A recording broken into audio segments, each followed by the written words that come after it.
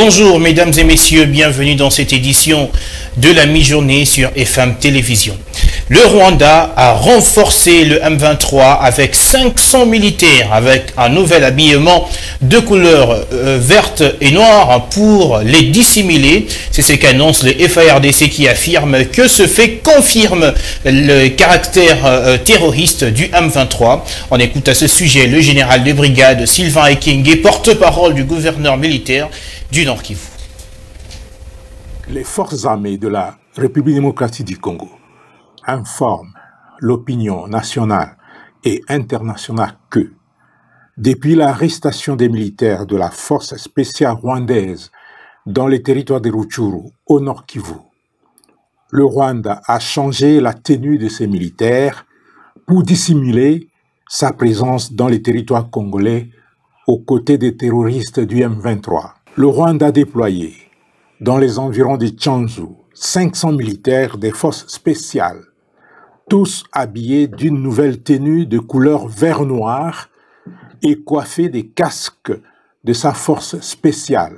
En s'attaquant à la force des Nations Unies, le M23, soutenu par le Rwanda, confirme son caractère terroriste.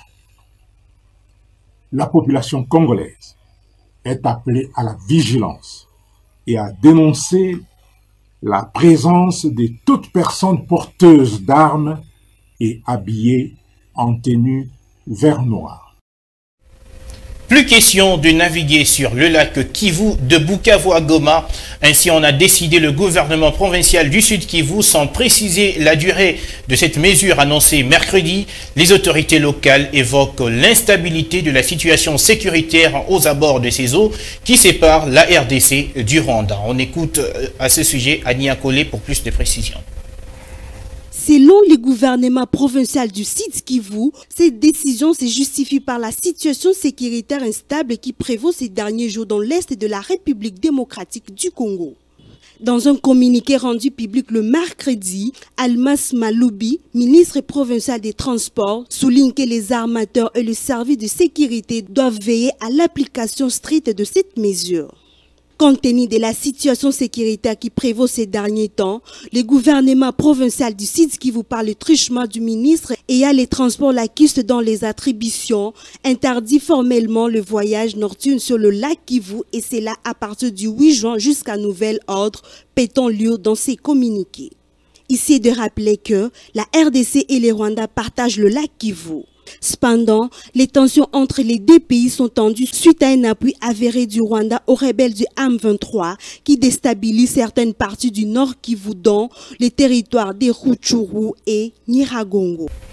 Et puis dans le cadre de sa visite en RDC, le couple royal belge était mercredi au mémorial des anciens combattants situé au rond-point Force dans la commune de Kassavubu. Sur place, le monarque belge a décoré au titre de commandant de l'ordre de la couronne le caporal Albert Kounyoukou, le dernier témoin mémorial de la Deuxième Guerre mondiale. Reportage chez Fika Lumbwe et Florent Kita.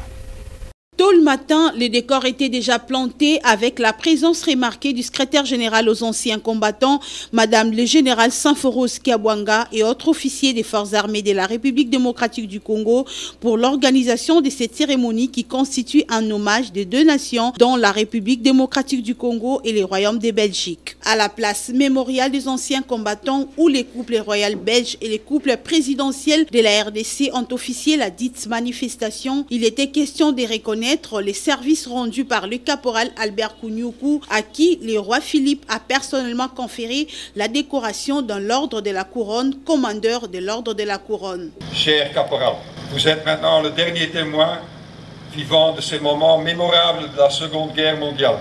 Vous incarnez le lien invisible qui, toutes et tous, nous relie à vos camarades de corps. Nous ne les oublions pas et l'hommage qui vous est rendu aujourd'hui est aussi en leur honneur. Dès lors, il plaît à Sa Majesté le roi Philippe, en reconnaissance des services rendus, de conférer la décoration de commandeur dans l'ordre de la couronne au caporal Albert Kounyoukou, de nationalité congolaise, militaire de la force publique. Émotionné, le caporal Albert Kounyoukou affirme les sentiments de regret car il est le seul en vie parmi tous ceux qui ont participé à la guerre mondiale, mais toutefois, il s'est réjoui de l'honneur mérité de son vivant.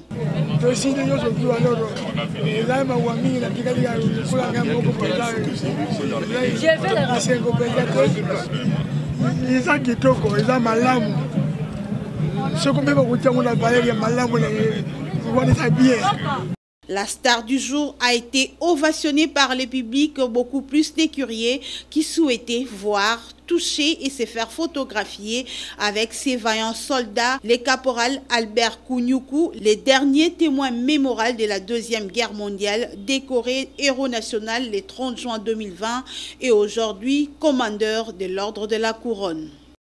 Et puis dans son discours lors de cette cérémonie, le ministre de la Défense nationale et ancien combattant a rendu hommage aux vaillants soldats qui ont sacrifié leur vie pour que règne la paix. Gilbert Kabonda plaide cependant pour la pérennisation du patrimoine commun que constitue le haut fait d'armes. On l'écoute au micro de Annie Akole. La communauté militaire de la République se sent extrêmement honoré par la solennité de votre présence en ce lieu symbolique qui nous renvoie à plus de 100 ans dans le rétroviseur de notre histoire commune. À leurs dignes fils qui, en 1914-18 et en 1940-45, ont sacrifié leur vie pour que vive à jamais dans la paix et la communauté d'intérêt le Royaume de Belgique et la République démocratique du Congo. En ma qualité de ministre de la Défense nationale et ancien combattant, je formule le vœu que Sa Majesté le Roi et Son Excellence Monsieur le Président de la République, ensemble, donnent l'impulsion d'une initiative commune de pérennisation multidimensionnelle du patrimoine commun que constituent les hauts faits d'armes salvateurs de la force publique. Vive le Royaume de Belgique, vive la République démocratique du Congo, vive l'amitié belgo-congolaise. Je vous remercie. Et puis cet avant-midi, le roi Philippe était en visite au sein de l'INRB. Il a échangé avec le docteur Jean-Jacques Mouyembe. Il faut se transformer en sportif quand il faut s'approvisionner en eau dans la commune de Bumbu, car c'est un parcours de combattants. Le lourd tribut est payé par les habitants de l'avenue Manifeste qui tirent la sonnette d'alarme. Reportage Annie Akole et Florent Kita. Avoir de l'eau dans la commune de Bumbu est devenu un problème pour les habitants de ces coins. Il faut parcourir de longs trajets pour se procurer au moins quelques bidons d'eau de forage, moyennant quelques billets de francs congolais. Fatiguée de ces difficultés, la population de ces communes déverse sa colère. Regardez cette route, elle est bonne et bien asphaltée, mais nous n'avons pas d'eau. Nous déboursons 100 francs congolais pour se procurer un bidon d'eau pour les ménages et 300 francs congolais pour se procurer de l'eau potable. Mais nous pensons même que cette eau n'est pas potable puisque ça nous cause des maux de ventre. Cette condition de vie peu confortable dure depuis 2 décennies. À cause de cette pénurie d'eau, la vie de beaucoup de personnes est mise en danger. Nous nous adressons aux responsables de l'agence de la régie des eaux située à Bumbu et Selembaou, quasiment inactive. Rétablissez-nous notre eau comme avant.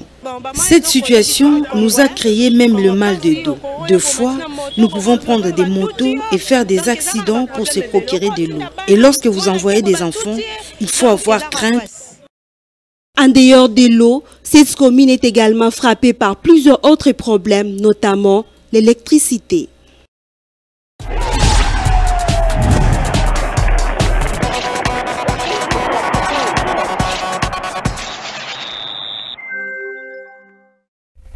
Vous l'avez compris, c'est l'heure de parler sport. On parle d'abord boxe. Le boxeur Martin Bacolé vient de recevoir ce jeudi son passeport diplomatique en tant qu'ambassadeur sportif.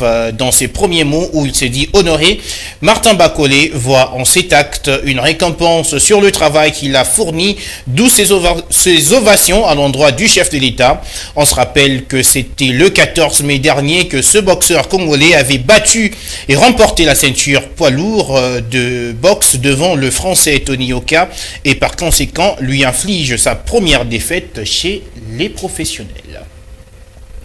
On parle des léopards locaux qui jouent l'Algérie, le pays hôte, ce jeudi en match de tournoi international d'Algérie dans le cadre des préparatifs des éliminatoires du championnat d'Afrique des Nations. Otis Ngoma, sélectionneur des léopards à prime, est bien conscient de la qualité de l'adversaire. Lionel Ngolo.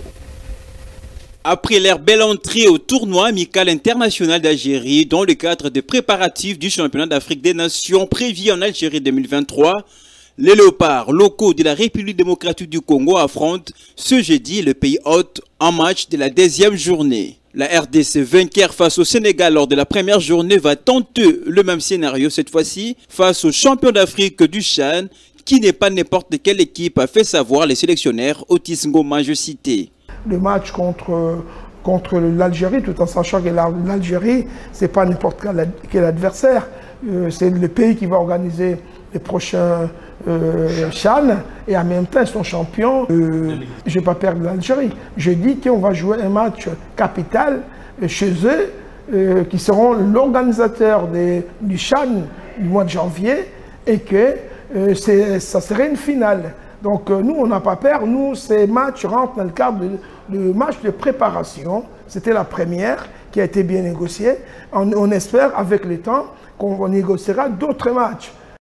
Rappelons que cette rencontre entre l'Algérie et l'RDC se déroulera au stade du 5 juillet d'Algérie. Pour ce qui est du troisième match de léopard à prime, ils vont affronter le Niger pour clôturer ce tournoi international. Mesdames et messieurs, c'est l'heure de la revue de presse.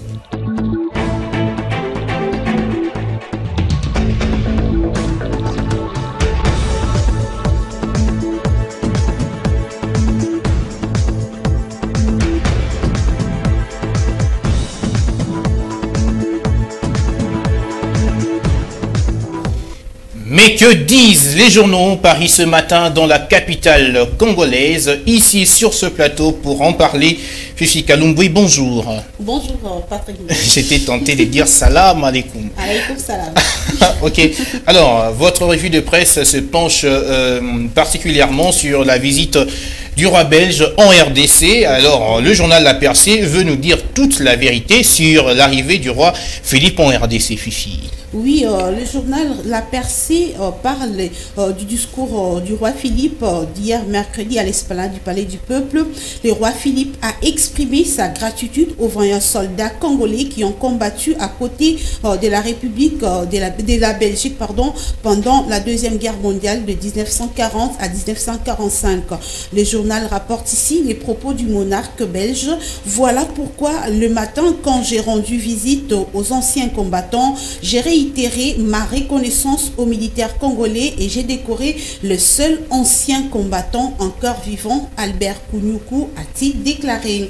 Le roi Philippe a également rassuré le président Tshisekedi du soutien de la Belgique pour pacifier la partie est de la République démocratique du Congo et de la poursuite de la coopération militaire entre les deux pays.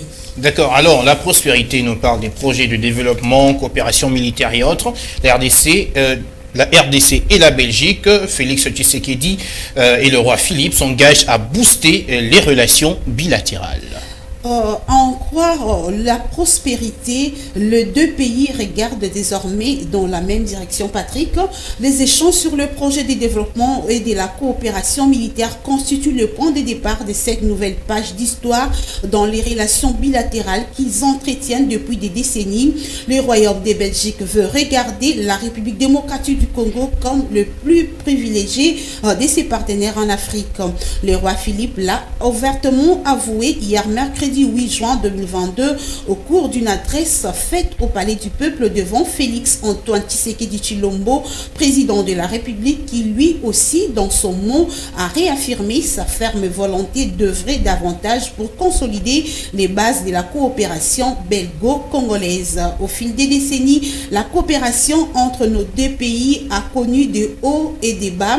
Ces dernières années, elle avait même perdu de son dynamisme.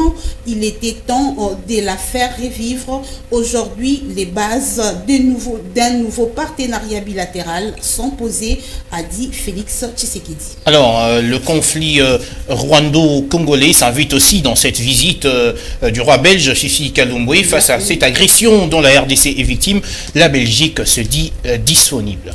Oui, l'avenir nous dit qu'au cours d'un point de presse que le président de la République Félix Tshisekedi et le Premier ministre Alexander De Croo ont conjointement animé dans l'esplanade du Palais du Peuple de la Nation, l'homme politique belge a réaffirmé que la RDC a droit d'exiger à ses voisins que son territoire soit respecté. Elle a droit de demander à chacun de ses voisins de faire les choses qui sont nécessaires pour éviter qu'il y ait une situation d'insécurité au pays. Dit-il. De même, pense-t-il, la RDC doit rappeler à ses voisins de prendre leurs responsabilités et s'ils estiment que c'est nécessaire, la Belgique est prête à jouer un rôle pour que les responsabilités soient respectées, a-t-il conclu. Alors, on reste dans ce sujet, l'agression de la RDC par le M23 soutenu par le Rwanda. Le FARDC, comme le titre Forum des As, dénonce le déploiement de 500 militaires rwandais aux côtés du M23. On en a parlé au début du journal.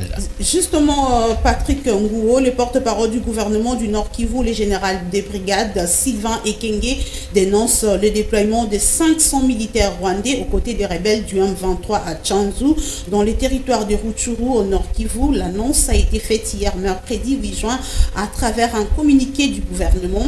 D'après le lieutenant Sylvain Ekenge, qui rapporte le journal, les 500 militaires déployés par les Rwandais sont des forces spéciales.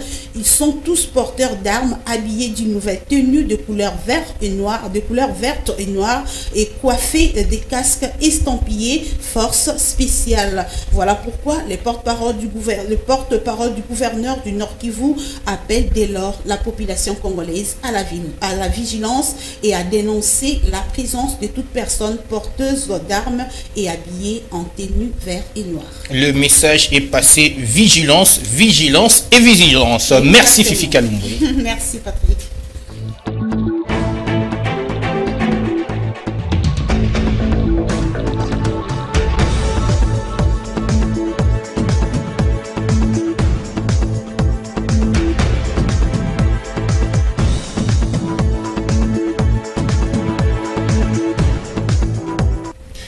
Merci à vous de nous avoir suivis. C'est la fin de ce bulletin d'information. Je vous retrouve à 19h30 pour la grande édition. Restez avec nous.